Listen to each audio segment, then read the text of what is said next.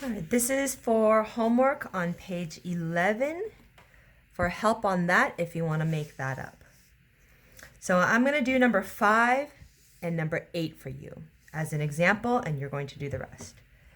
Number 5 says graph a line that's parallel to the given line. Now you have to find two equations here. The first one is the equation of this given line. Now remember, that's y. It's always written in the form y equals mx plus b. So y equals the slope. So y is equal to mx plus b. These two have to be replaced with the slope, and this one with the y-intercept. Okay? So over here, we're going to find the y is equal to the slope we know is going uphill from left to right, so we know it's positive. From here, I'm going to find another nice 2 points. It looks like they go this way. So the rise over run is going to be positive 2 over 1, positive 2 over 1, 2 over 1. So 2 over 1 seems to be the answer, times x plus the y-intercept. Now that's where this line crosses the y-axis. That's here at -2. So it's going to be y equals 2x minus 2. Now for a new line, you have to graph a line that's parallel to this line. Now if you're going to draw a line that's parallel, I lost my ruler.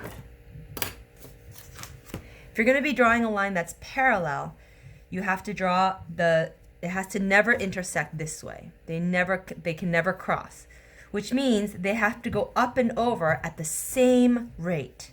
So this slope has to be the same. So we already know the slope has to be 2. And then you can pick any point on this line. So I can pick one down here, for example, to start. Up 2 over 1, up 2 over 1, up 2 over 1. Because we remember, we have to make sure they go up and over at the same rate if they're never going to cross. Otherwise, they will eventually cross. I don't have a ruler, so I'm just going to fold this paper.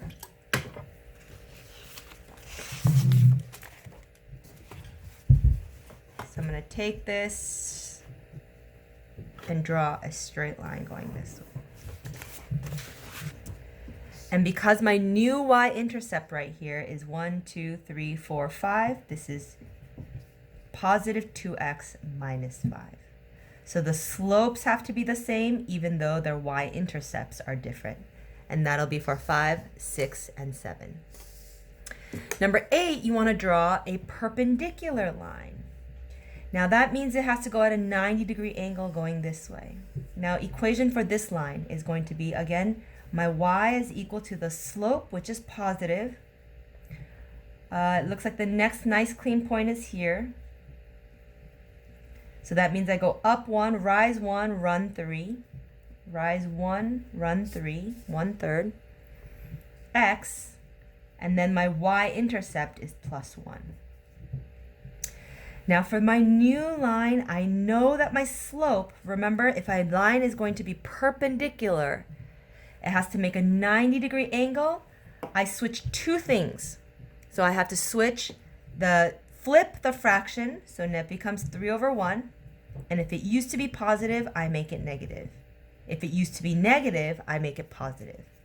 Times x, and then the y-intercept, I can pick anything you want. You can pick anything you want. It doesn't matter, because it doesn't say you have to go through one. So I can make it here, for example.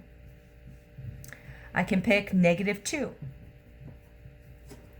It doesn't matter. As long as the slope right here says it goes -3 over 1. So I'm going to rise 3, and because I know the line has to go negative this way, I'm going to make my 1 go to the left.